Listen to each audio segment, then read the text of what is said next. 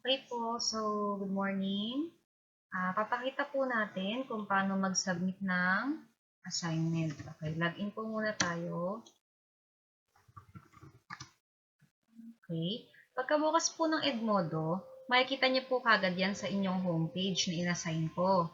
Pero po, kapag hindi niyo po nakita, pwede niyo pong tignan sa inyong notification. Ito pong bell.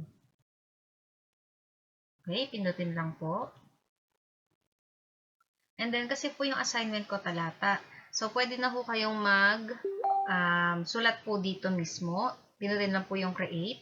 And then, text response. Ayan. Maaari na po kayong magsulat ng talata dito. Ayan.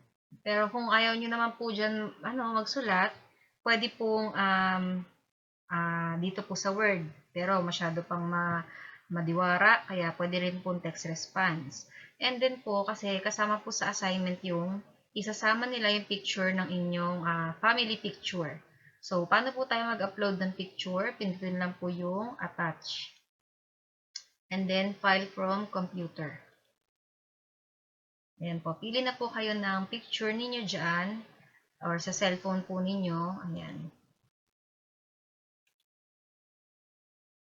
And then, pag na-upload na po siya, pindutin lang po yung turn in assignment.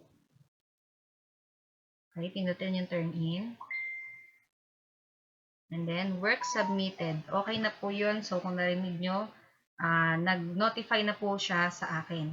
So, halimbawa po, nagkamali po kayo, may maling spelling o maling picture na na-upload, pwede pong pindutin ang resubmit assignment. At babalik lang po siya sa umpisa. So, yun lang po.